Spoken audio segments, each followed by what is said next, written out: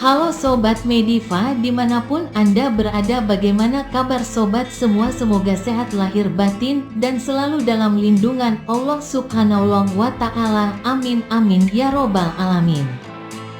Baik, langsung saja kita ulas tipe-tipe merpati. Secara umum berdasarkan tipe-tipenya dapat digolongkan sebagai berikut. A. Berdasarkan tipe terbangnya, full wing, di mana kepakan sayapnya kalau dilihat dari muka bulat penuh, hampir menutup sempurna. Biasanya tipe ini lebih populer, banyak dicari orang. Tipe 3/4, di mana kepakan sayapnya kalau dilihat dari muka tidak menutup penuh, hanya 3/4.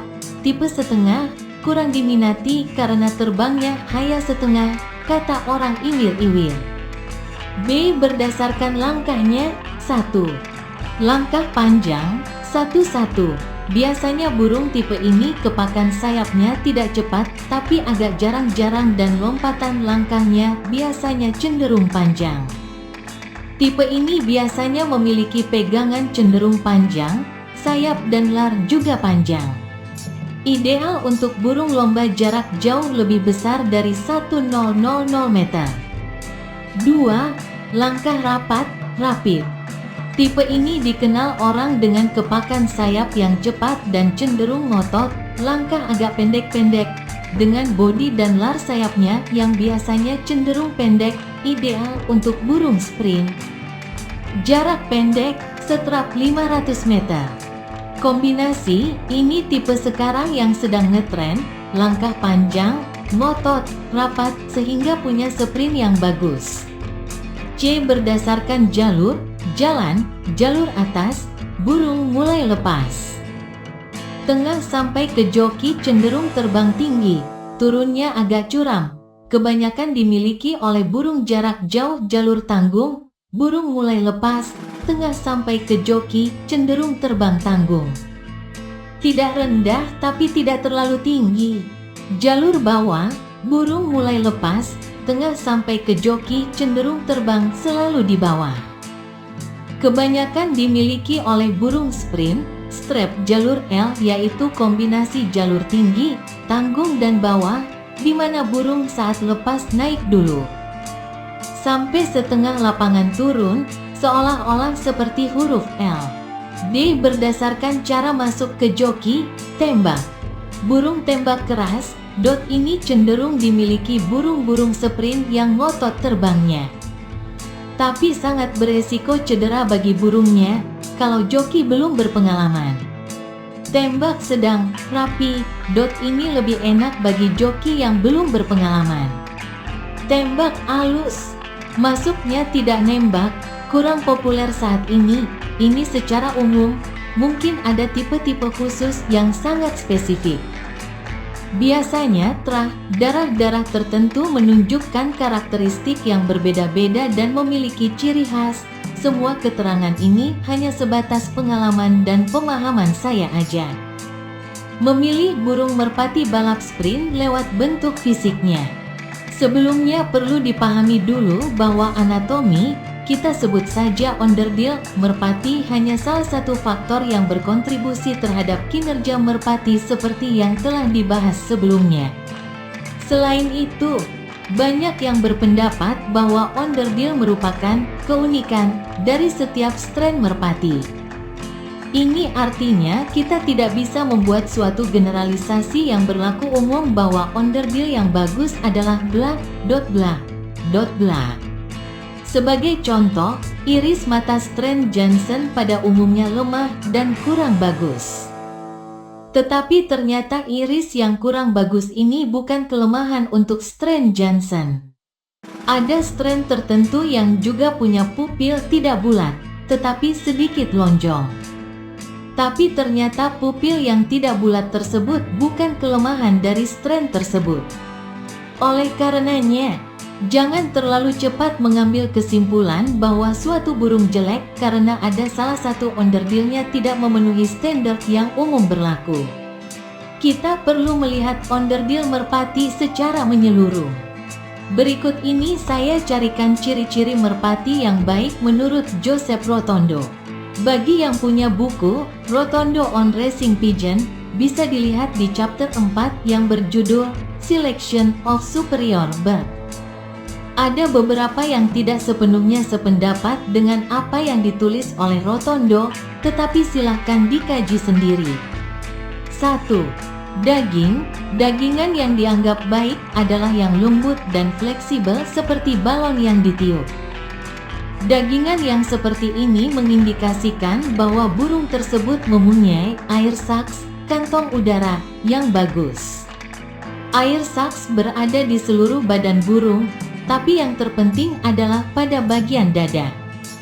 Kalau kita pegang pada dada dengan jari, maka akan terasa seperti mainan anak-anak yang terbuat dari karet kenyal. Dengan adanya air sacs yang baik, maka cadangan oksigen dalam tubuh cukup banyak dan akan membuat merpati mampu terbang lebih jauh. Sebaliknya, dagingan yang keras menunjukkan bahwa burung tersebut air sacsnya kurang bagus dan cepat kehabisan nafas. 2. Ukuran badan sudah pernah disinggung oleh para penghobi bahwa burung long distance sebaiknya tidak terlalu besar dan kalau dipegang terasa ringan dan burung type sprinter lebih berotot.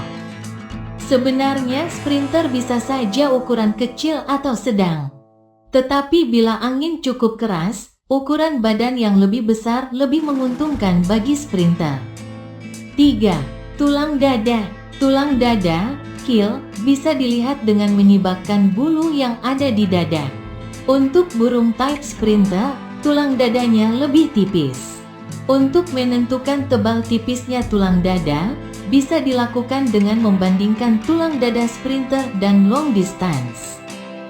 Dari situ, lama-lama kita akan dapat membedakan tulang dada yang tebal dan yang tipis.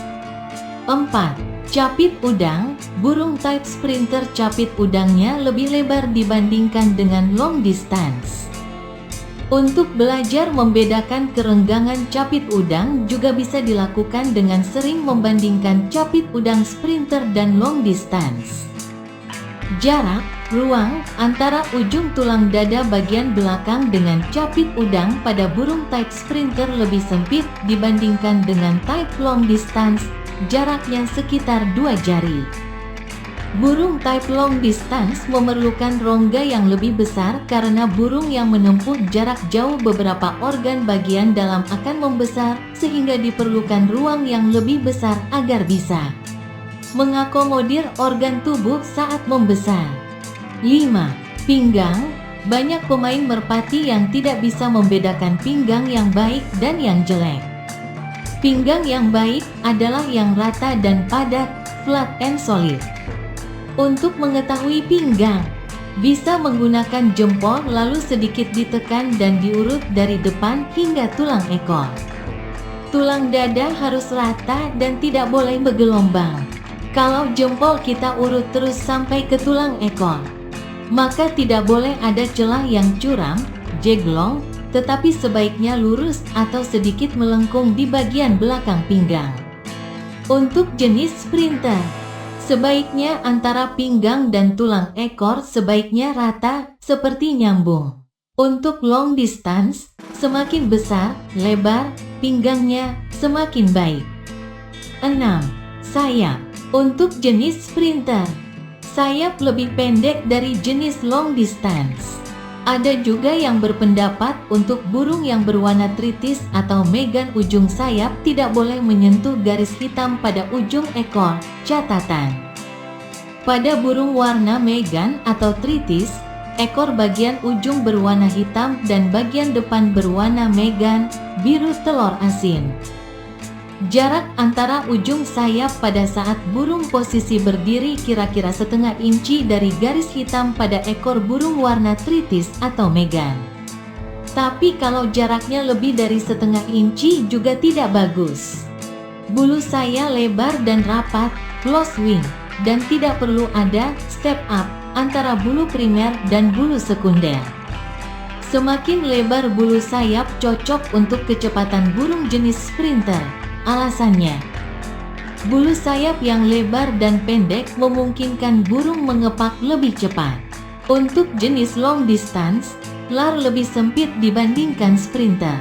Selain itu, untuk long distance perlu ada step up antara bulu primer dan sekunder. Bulu di bawah sayap sekunder harus tebal dan rapat sehingga angin tidak berobos. Bulu sekunder yang panjang akan memberi keuntungan untuk burung terbang tinggi, passive lift. 7. Otot sayap, pektoral, yang berada di bawah sayap sangat penting. Untuk burung jenis sprinter otot yang tebal, bulge. Untuk mendeteksi kualitas otot bisa diraba dengan jari dan untuk burung yang sudah terlatih akan terasa gumpalan otot yang keras. 8. Kepala dan hidung. Jenis sprinter, kepala dan hidung pada umumnya lebih kecil. Warna hidung harus putih bersih seperti kapur. Burung yang hidungnya pecah atau tidak putih mulus menandakan kesehatan yang kurang baik. Sementara bentuk kepala tidak penting. Yang lebih penting adalah isinya. Burung sprinter cenderung lebih nervous daripada long distance. Karenanya kalau dipegang akan berontak. 9. Tulang dada. Tulang dada burung long distance harus tebal dan kuat. Semakin tebal semakin baik karena ketebalan tulang dada mencerminkan kekuatan. Antara ujung belakang tulang dada dan capit udang harus ada ruang yang cukup luas. Ruang ini tempat organ bagian dalam seperti pankreas yang akan mengembang bila burung terbang jauh. 10. Balance. Yang dimaksud balance adalah perbandingan yang ideal antara panjang, tinggi dan lebar burung. Burung dikatakan balance apabila panjang dari tulang dada bagian depan sampai ujung sayap sama dengan panjang dari kaki sampai ujung kepala burung dalam posisi berdiri. Kriteria lain dari burung yang balance adalah jarak tulang dari ujung depan tulang dada sampai kepala sama dengan jarak kedua pundak, wing boots. Dengan demikian, burung yang leher dan kakinya terlalu panjang tidak ideal. Catatan, saya masih agak sulit membayangkan bagaimana mengukur jarak antar pundak. Apakah ditarik garis lurus imajiner atau melengkung lewat pundak? Kalau cara mengukur jarak pundak pakai garis lurus, maka dada burung akan sangat lebar. 11. Kaki. Pada saat burung terbang, maka jempol kaki akan nyantol di ujung bulu ekor bagian dalam, pangkal ekor, agar tidak lelah saat terbang. Apabila kaki terlalu panjang maka jempol kaki akan melewati pangkal bulu ekor. Jadi kaki yang terlalu panjang tidak bagus. 12. Bulu dada. Semakin tebal bulu dada semakin baik, terutama untuk burung long distance. Sekian, semoga bermanfaat dan salam merpati lovers.